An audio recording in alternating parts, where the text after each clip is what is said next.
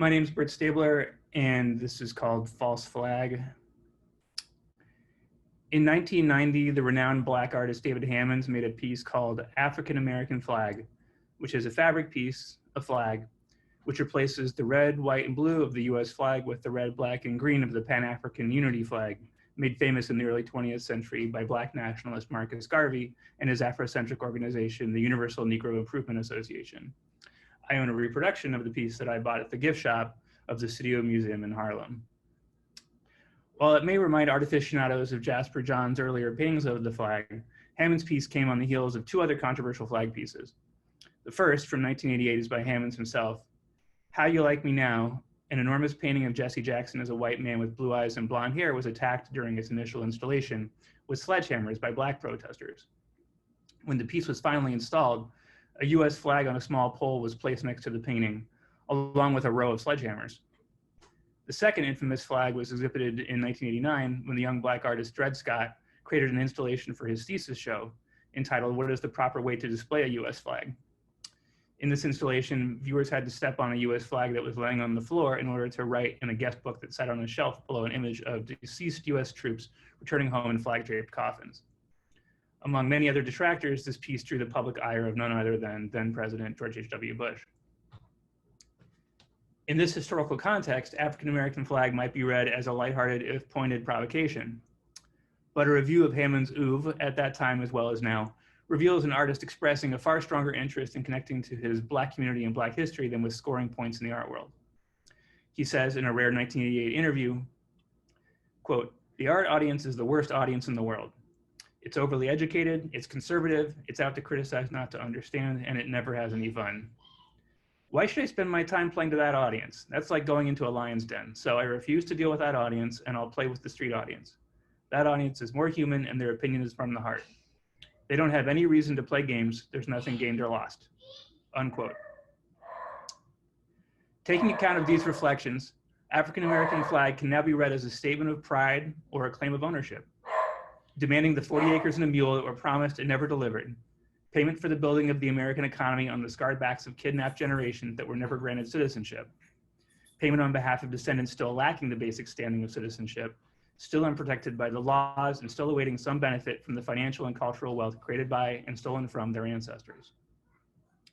I want to compare Hammond's flag to another altered US flag, the thin blue line flag. In this symbol, a black and white version of the US flag is divided in the middle by one blue stripe.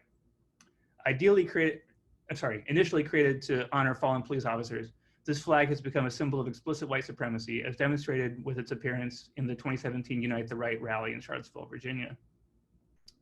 It is commonly associated with those who endorse the slogan "Blue Lives Matter" as a retort to the ever-growing insistence in the face of police violence against Black people that Black Lives Matter. This flag could easily be seen as directly opposed to Hammond's flag, though there are certainly many political centrists, including Black supporters of police, that might believe them to be complementary. Friedrich Engels, co-author of the Communist Manifesto, coined the term false consciousness in a letter in 1893. What it meant for him, and what it has come to identify, is the condition of people who don't act in their own best interest by acting against the interest of their social class. From a Marxist perspective, false consciousness could mean workers who oppose unions, or poor people opposing social services. Racism is often thought of in these terms by Marxists as a distraction that keeps white and non-white elements of the working class from forming a unified front against the owners of capital. Nationalism is also thought of in these terms, as Marxism considers itself an international movement of the disenfranchised. So, from the perspective of false consciousness, what do we do with these flags? African American flag, the thin blue line flag, or the, quote, real US flag, or the real US flag painted by Jasper Johns, or even the Malaysian flag, whose display at an event at Kansas in 2017 resulted in some Americans trying to get a Malaysian man fired because they thought it was a US flag altered to represent ISIS. You can look up the Malaysian flag for reference if you don't know it. It's not hard to see the value of the concept of false consciousness. It seems like a fine way to describe the invocation of freedom during a pandemic by primarily white people who want to ignore the most minimal public health measures and demand consumer services, usually provided by poor and often non-white essential workers. Many of these anti-maskers are openly skeptical of credible medical science and certainly seem to be acting on false information. We, good liberal people, assume we know what the lives of retail workers, frontline nurses, and school teachers would be worth to them if only they believed the science.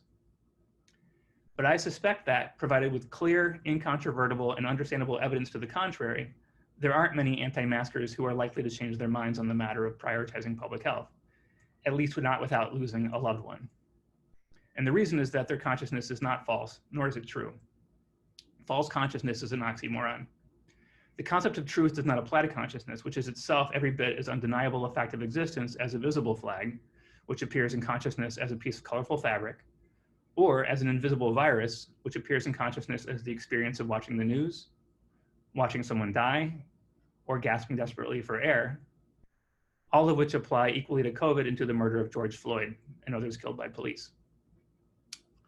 However, even more than the average piece of art, a flag is perhaps an example of how all consciousness might be said to be false insofar as it insists on truth. There is a real American flag, which is understood to symbolize something that does not need to be put into words because it is an image. It can be widely recognized with no need for literacy. A flag insists on symbolizing more loudly than most any word or phrase or sentence. And then, since it also insists on interpretation, there are translations of the flag, like African American flag, the thin blue line flag, and the Jasper Johns flags. African American flag approximates a photonegative of the US flag, while evocatively applying the flesh, blood, and earth of the black, red, and green Black nationalist flag to a historic Black connection with American soil. It cleverly alters the literally majority white flag in a way that is difficult to decry as desecration. Meanwhile, the thin blue line flag, in all of its blunt and facile visual design, announces that this is a country in which Black and white must remain forever separated by the police.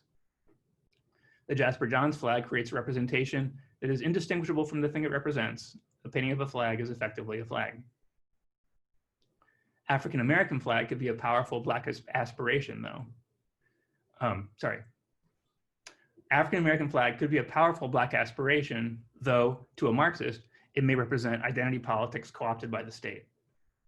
The thin blue line flag may well be a racist fantasy, but in separating Black and white and defining an arbitrary border with prison bars, it also describes exactly what the main function of policing has been since before the founding of this country. But in its boneheaded affectation of stating the obvious, it also illustrates the function of all flags everywhere. The Jasper Johns flag might be a compelling collapse of form and object, signifier and signified, or it might be an anodyne, crowd-pleasing one-liner whose physical superficiality hides its philosophical shallowness, just like the original. In teaching art, we deal with art, which is about consciousness, and we deal with teaching, which is about truth.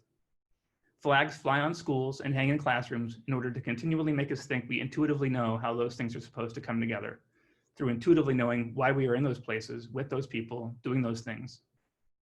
But flags are about feelings, not facts, and won't help us figure out what it is we're doing, consciously or otherwise. The good Marxist takeaway then is to never completely trust what seems intuitive. And the less good, less Marxist takeaway is that every flag represents, if not outright malice, a high tolerance for arbitrary violence obscured by collective disavowal. Thank you.